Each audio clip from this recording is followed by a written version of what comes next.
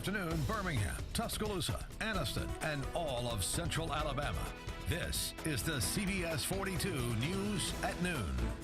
Good afternoon to you. Welcome to the News at Noon. I'm Jamie Langley. We begin our noon show with breaking news today. The body of a missing Odenville woman is now found. And we're told the body of Virginia Gross was found this morning in a pond about 3/4 of a mile from her home. Now, crews were searching again this morning to find her, and Gross first went missing after spending time with her family on Christmas Day. We're also learning new details about the search efforts and what some crews had to face. It runs the gamut. You can imagine. Very thick woods in some areas. Some areas are open pasture. So we're just making sure that we search every area thoroughly. Grass was 78 years old and was the mother of Jacksonville State football coach John Grass. We have live reports and continuing coverage tonight on the news at 5 and 6. We're also following breaking news from Pratt City today. We now know the name of the grandmother who was killed in the early morning house fire. 73-year-old Bertha Files Banks was found in her bedroom at this house on Avenue G in Pratt City. Now, the fire started just after 4:30 this morning. Her two grandchildren were able to make it out of the house. But new at noon, we are now hearing from Banks' pastor about her life and what is next for the family. She was very kind-hearted. She was a mother, a grandmother, and she loved people in general, and she loved God. She loved her church family, even though she was unable to attend, but she was a loving person.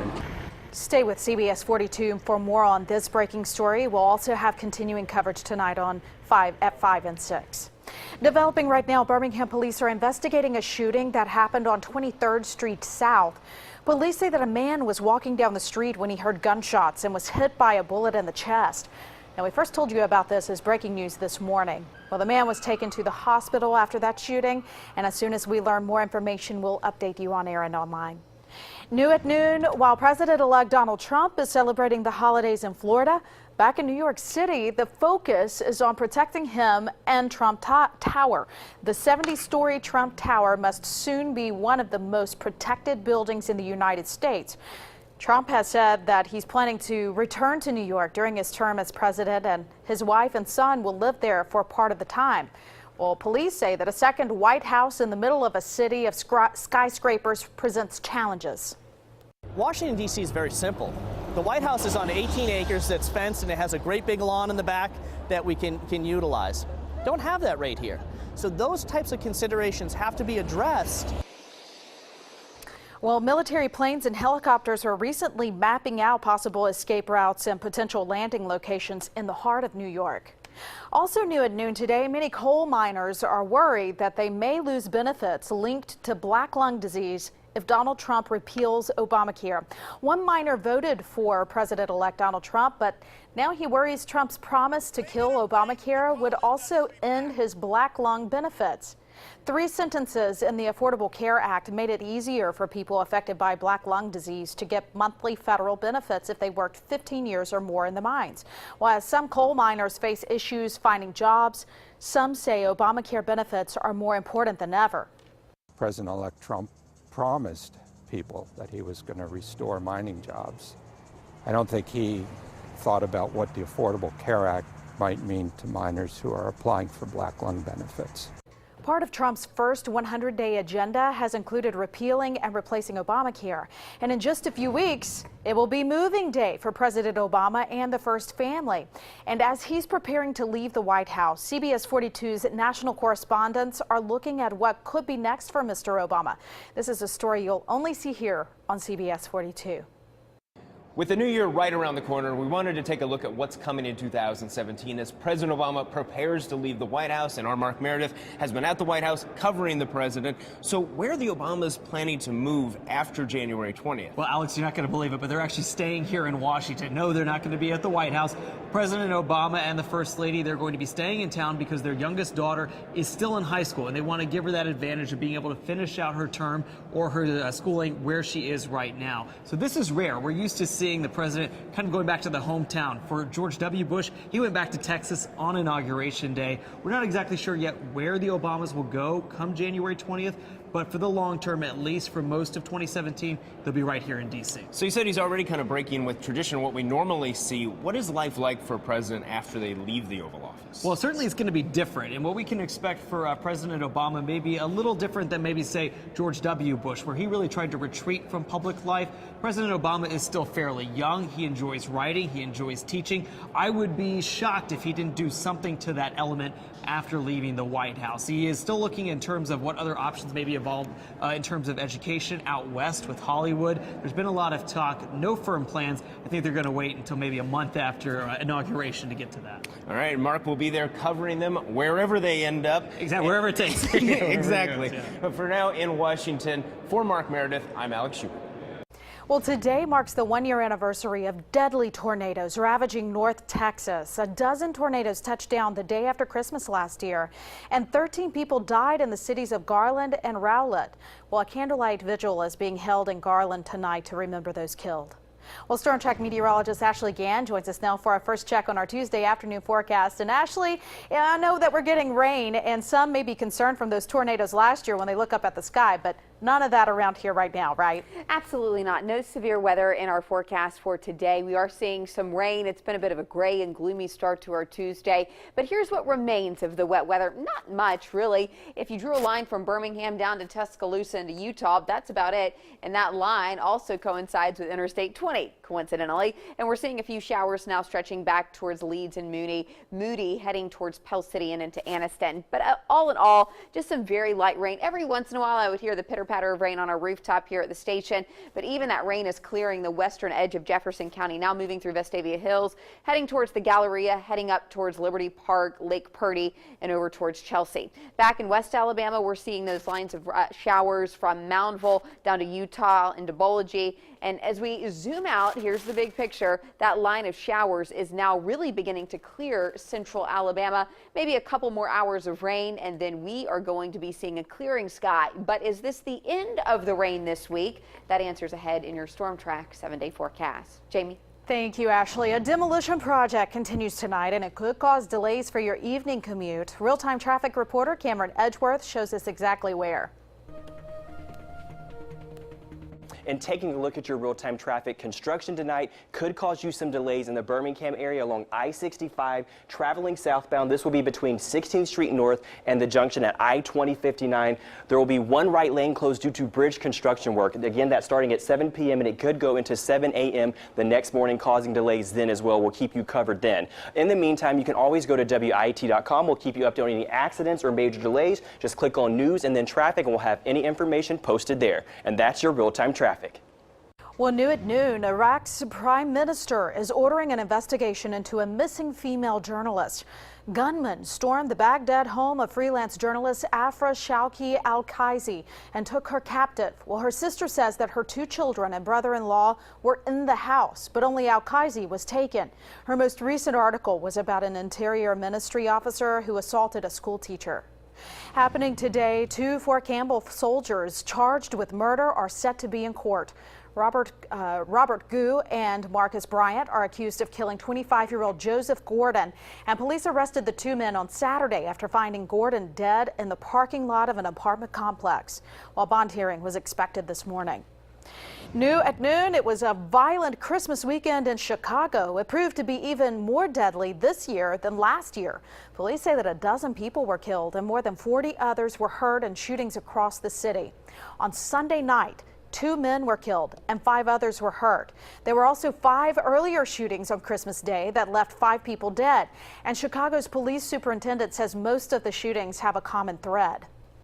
We now know that the majority of these shootings and homicides were targeted attacks by gangs against potential rival gang members and groups who were at holiday gatherings. These were deliberate and planned shootings by one gang against another. Last Christmas, 30 people were shot in Chicago, and so far there have been 735 homicides reported. Well, police across the country make a number of arrests after incidents like these at malls during Christmas holidays.